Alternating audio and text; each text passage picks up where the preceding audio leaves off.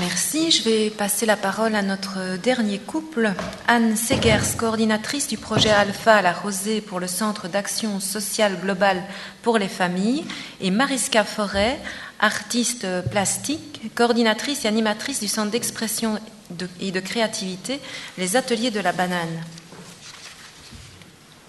Bonjour.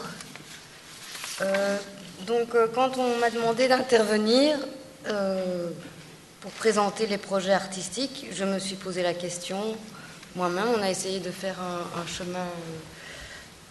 chemin en sens inverse, en se demandant finalement pourquoi nous avons commencé à proposer à nos apprenants, puisque la maison de quartier La Rosée, où je travaille pour le CACH, est une petite structure. On a une quarantaine de femmes, donc on travaille avec des femmes parce que l'histoire du projet s'est fait comme ça, c'est pas une exclusivité. Et donc pourquoi avoir présenté des projets d'initiation artistique ou de pratique? Je pense que tout simplement, d'abord, c'est parce qu'on avait une envie et une sensibilité artistique en tant que formatrice nous-mêmes, et donc on a eu envie de transmettre ça. Et aussi, je pense, pour dynamiser l'apprentissage du français, puisque le public vient bien pour apprendre le français, et je pense que c'est une autre manière. Donc on a cherché une ou des autres manières d'apprendre le français. Donc dynamiser le groupe, c'est aussi se dynamiser soi-même, parce qu'en tant que formateur, je pense que c'est quand même important de pouvoir tenir la route et être une source d'enrichissement pour nos apprenants. Alors le projet, un des premiers projets sur lesquels on a travaillé, c'est en partenariat avec les Ateliers de la Banane, parce que bien sûr, qui dit projet, pour nous, disait immédiatement partenariat. Donc c'est déjà, le projet d'alphabétisation est déjà en lui-même un partenariat, puisque c'est une association entre une maison de quartier et un service social. Donc quelque part, on a l'habitude, depuis le début, de travailler avec des partenaires. Donc, raconte-moi une image.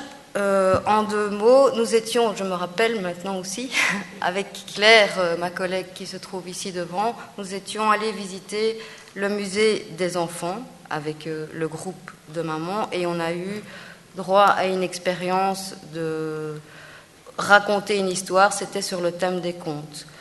Et donc il y avait un grand livre qu'on devait nourrir avec des images, et on s'est dit d'emblée, ça nous avait plu, l'animation était intéressante, pourquoi on n'imaginerait pas cette expérience, mais pas dans le domaine des contes de fées, dans un domaine plus large, simplement des histoires de vie. Alors on a organisé le projet selon le même schéma qu'un récit, si on veut. Donc on a travaillé les histoires, comment se construit une histoire, comment se construit un récit, un roman, un film, qu'est-ce qu'il faut pour ça, des personnages, des objets, des lieux, des événements. On a listé tout ça avec les apprenants, et puis on a décidé de les illustrer. Voilà. Et donc, j'ai fait appel à Mariska des Ateliers de la Banane, parce que Mariska, dans l'image que j'avais, travaillait avec des adultes, et donc ça, c'était, je trouve, un atout pour nous. Et donc, voilà, d'emblée, on a démarré ensemble, et on n'a pas cessé de faire des allers-retours, je dirais, entre ce qui se passait dans les ateliers, ce qui se passe dans le cours, et ce qui se passe pour l'intervenant artistique. Alors, d'autres projets se sont faits ensuite. Donc, je dis, le jeu est présenté là. Il sera animé demain après-midi par Claire, parce que c'est aussi c'est un projet, outre l'aspect plastique, artistique, c'est aussi un projet d'animation. Ça, c'est intéressant, c'est que le projet, alors, a une vie par la suite, puisqu'il est présenté, il est utilisé dans des animations. D'autres projets artistiques sont venus, comme il y a eu L'eau dans la vie, l'eau dans la ville, qui est présenté à la Maison du Livre maintenant. Cette année, nous avons mis sur pied une chorale avec un autre partenaire, donc ces projets-là continuent. Nous avons posé la question, et je pense que je rejoins ce qu'une autre intervenante a dit, sur quel était l'apport de ces projets par rapport à notre public. Donc il s'agit de donner l'occasion de découvrir des compétences. On parlait du dessin, de la couture, du chant, de se découvrir. Et quand on a fait une évaluation avec les apprenantes de ce qu'elles ressentaient, de ce qu'elles avaient imaginé et appris, elles nous ont dit, premièrement, c'était pour connaître mieux Bruxelles. Parce que, par exemple, lors du dernier projet sur l'eau, le démarrage du projet, c'était la visite du canal du port de Bruxelles.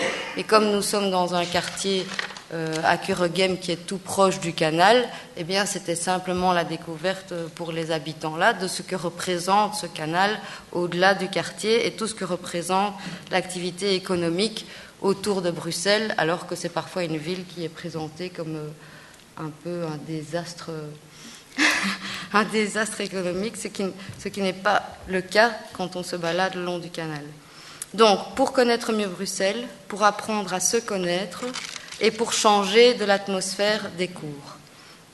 Donc, ce que nous souhaitons, globalement, il me semble, c'est aussi simplement apprendre à regarder autrement, apprendre à ouvrir le regard.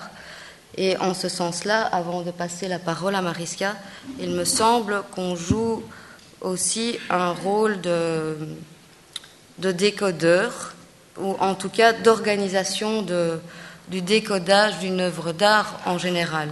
Parce que au départ, donc, je disais que nous avions organisé, et on organise toujours d'ailleurs, des visites au musée d'art ancien, des visites de peinture, donc sous une forme plus classique, je dirais.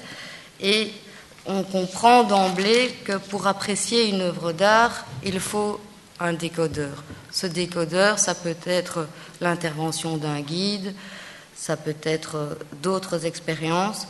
Et je pense que la pratique artistique contribue à ce décodage et le prolonge d'une certaine manière. Donc pour terminer, je vais vous lire un extrait d'un article qui a été écrit par Michel Onfray, qu'on partage ou non ses idées, peu importe. L'intitulé de l'article, c'était « Faut-il toujours un décodeur pour comprendre une œuvre d'art ?» Et donc il dit d'emblée « Oui, de tout temps, c'est une erreur d'imaginer possible l'approche d'une œuvre d'art quelles que soient les mains dans les poches, en toute innocence, naïvement. » Donc, il dit « On ne naît pas amateur d'art, on le devient. » Donc je pense qu'en organisant des activités, des initiations artistiques, il me semble que nous avons aussi l'intention que le public devienne lui-même amateur d'art. Comment devient-on cet amateur artiste ? En se donnant les moyens d'acquérir le décodeur, c'est-à-dire en construisant son jugement. La construction d'un jugement suppose du temps, de l'investissement et de la patience. On ne parvient à apprécier une œuvre d'art qu'en ayant accepté d'apprendre à juger. Pour ce faire, il faut éduquer les sens et solliciter le corps. La perception d'une œuvre d'art s'effectue exclusivement par les sensations. On voit, on entend, on goûte, on sent. Acceptez au début de votre initiation d'être perdu, ne pas tout comprendre, de mélanger, de vous tromper, d'être dans l'approximation, de ne pas obtenir tout de suite des résultats. Voilà. Et c'est ce qui se passe aussi avec les groupes, et c'est ce qui s'est passé au début des pratiques d'initiation artistique. Je pense que peut-être qu'en tant que formateur, on a peur parfois de où on emmène les groupes. Et je pense qu'on a les réponses ici en se disant, voilà, c'est un questionnement, c'est un tâtonnement, c'est une initiation, mais il y a aussi un lien de confiance qu'on a établi avec le public que nous avons et qui permet, je crois, sans trop de prétention, que ce public adhère à ces projets et qu'on puisse comme ça cheminer ensemble.